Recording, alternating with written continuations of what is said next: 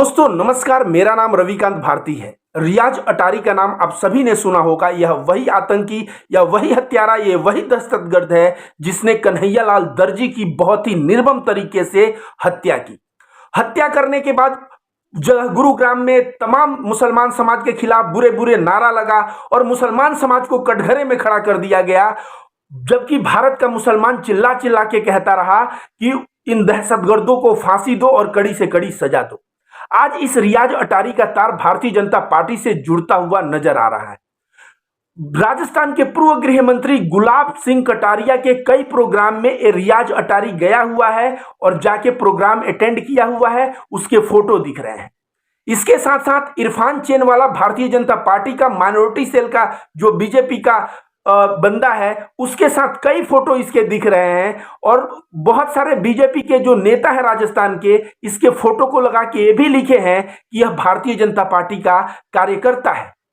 इसी पे कांग्रेस के जो पवन खेरा है, उन्होंने सवाल किया, अगर ये भारतीय जनता पार्टी का सक्रिय कार्यकर्ता है तो Bharatiya Janata party press conference करके तुरंत प्रभाव से जवाब दे।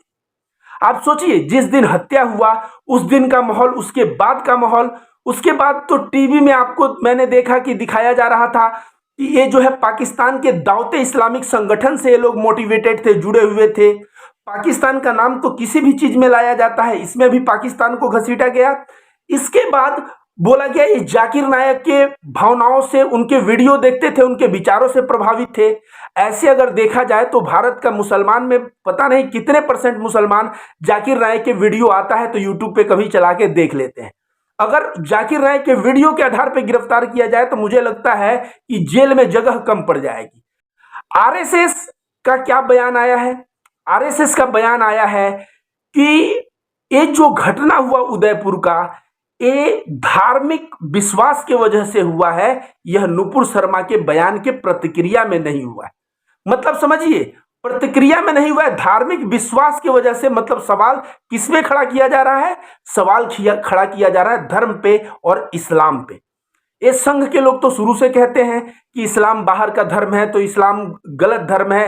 ये लोग तमाम और भारत के मुसलमानों को कहते हैं कि भाई तुम लोग शुद्धि कर लो, घर वापसी करके हिंदू बन जाओ, क्योंकि तुम लोग पहले दलित थे, तुम लोग हिंदू थे, मुस्लिम बन गए, तुम्हारे पूर्वज के ब्लड में हिंदुओं का खून था। आप सभी जानते हैं, बड़े बड़े मंच से मोहन भागवत कहते हुए ऐसे नजर आते हैं।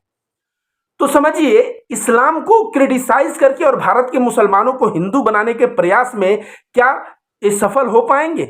यह बिल्कुल सफल नहीं हो पाएंगे। आप अगर किसी भी लोगों को अपने से प्रभावित करना चाहते हैं तो पहले उसके धर्म, उसके देवी देवता या उसके धार्मिक किताबों को गाली देना बंद करिए। तो संघ का भी आप लोगों ने प्रतिक्रिया सुन लिया। आइए हम लोग पवन खेरा का वह वीडियो देखते हैं जिसमें भारतीय जनता पार्टी से सवाल किया है। इस वीडियो को जरा देखिए। उदयपुर में हुई विभत्स घटना के संदर्भ में कल एक मीडिया ग्रुप ने एक बहुत ही सनसनीखेज खुलासा किया। जब वो खुलासा हुआ तो उसके बाद हम लोगों ने भी कुछ रिसर्च की। इस खुलासे में उदयपुर में जो कन्हैयालाल की जो जघन्य हत्या हुई थी, उसका मुख्य आरोपी रियाज अटारी, उसके संबंध भारतीय जनता पार्टी के नेताओं के साथ, उन संबंधों का यह खुलासा कल टीवी पर हम सब ने देखा और फिर सोशल मीडिया पर उस पर काफी चर्चा भी हुई और उसके बाद हमने रिसर्च की और नए तथ्य सामने आए।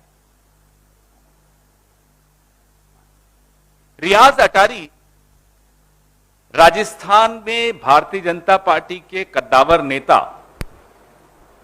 पूर्व गृह मंत्री राज्य के गुलाब चंद कटारिया जी के अनेक कार्यक्रमों में शामिल होते थे। वो तस्वीरें आप सबके सामने आपको दी जाएंगी।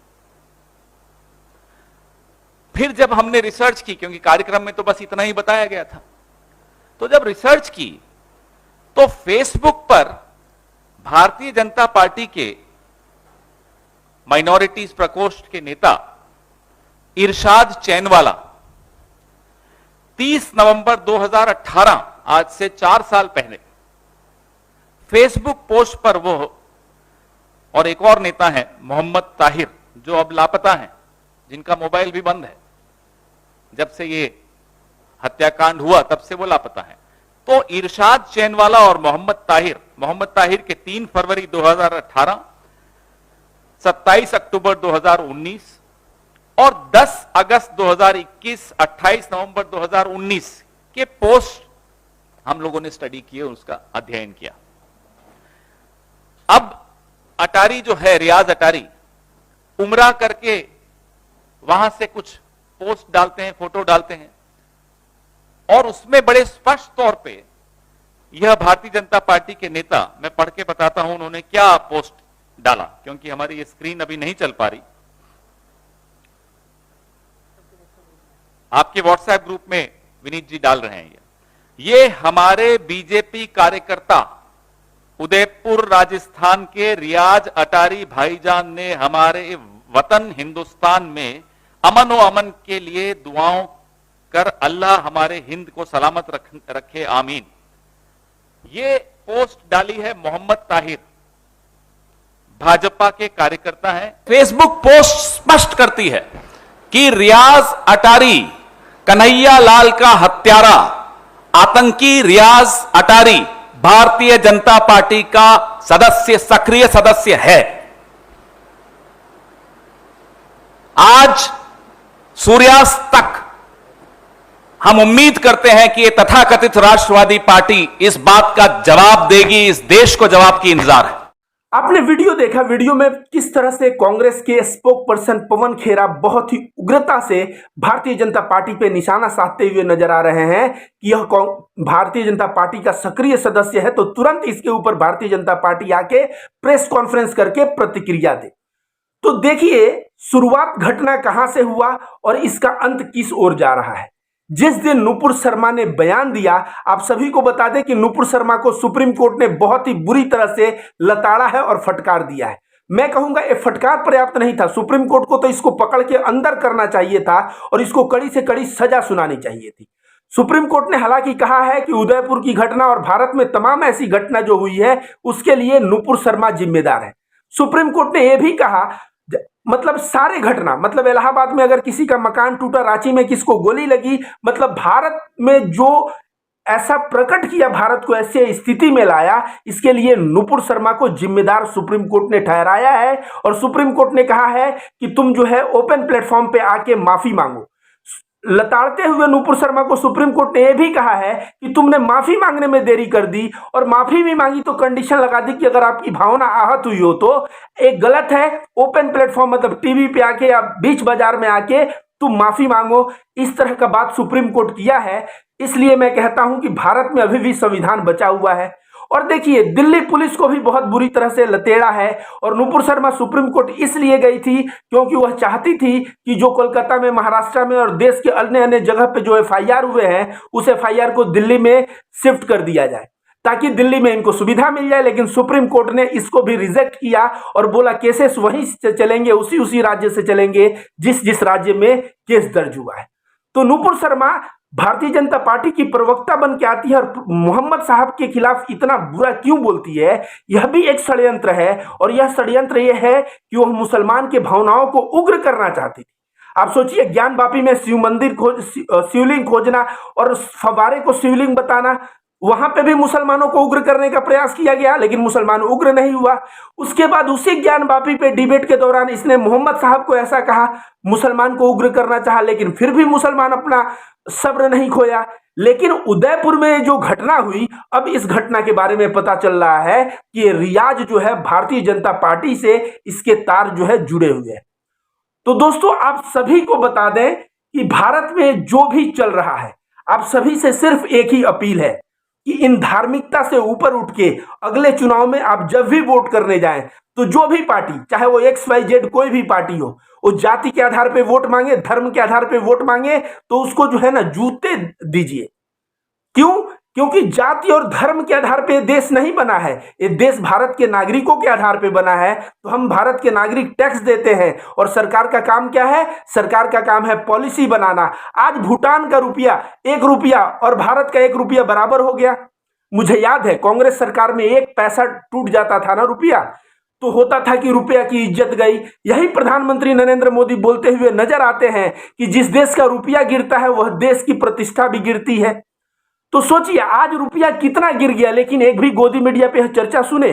भूटान के पैसे से भारत का पैसा हमेशा ऊपर रहा, आज हम लोग भूटान के बराबर हो गए।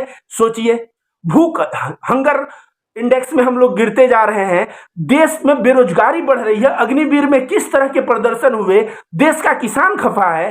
अरे भाई तुम लोगों को जिता के नेता बनाया जाता है ताकि किसानों को समृद्ध करो, युवाओं को रोजगार दो, महंगाई पे कंट्रोल करो, ये सब कार्य तो कर नहीं पाते। और हिंदू मुस्लिम हिंदू मुस्लिम हिंदू मुस्लिम, कभी ज्ञान वापी उठा दोगे, कभी नुपुर शर्मा को भेज के ऐसा बयान करवा दोगे, और पता चला कि कभी उदयपुर में हत्या होती है तो हत्यारा भी निकलता है और उसके तार जो है भारतीय जनता पार्टी से निकलता हुआ नजर आ रहा है। ऐसा मैं नहीं, आप देख सकते हैं पवन खेरा जो कांग्रेस पार्टी के स्पोक पर्सन है, वो किस तरह से इस वीडियो में उन्होंने बातों को रखा है। तो आप सभी को कहूंगा अपना अक्ल लगाइए। याद रखिए अगर दंगे, एक कहावत था दाग लगने से कुछ अच्छा होता है तो दाग अच्छे हैं। याद है आपको, बचपन में हम लोग देखते थे एक प्रचार कि दाग लगने से कुछ अच्छा होता है तो दाग अच्छे हैं। ठीक उसी प्रकार आजकल हो गया है कि दंगे लगने से मैं मंत्री बनता हूं तो दंगे अच्छे हैं। नेताओं का ये कहना है कि दंगे करवाओ और नेता बन जाओ। दंगे करवाने से अगर हमारा बेटा नेता बन जाए, मैं नेता बन जाऊं और सत्ता में आ जाए, तो दंगा करवाना ये लोगों ने एक जरिया बना लिया है। इसलिए भारत के न्यायपालिका को भी इन नेताओं के जो बड़े बड़े बोल हैं उसके ऊपर फुल स्टॉप लगाना चाहिए, और भारत के नेताओं को भी फुल स्टॉप लगाना चाहिए अपनी नैतिक जिम्मेदारी समझ के। और भारत के हमारे आपके जैसे जो नागरिक हैं, हम नागरिकों को भी इनके षड्यंत्र को समझ के और इनके बातों में आके धर्म और जाति और भाषा के आधार पर कभी भी आपस में नहीं लड़ना चाहिए। धन्यवाद।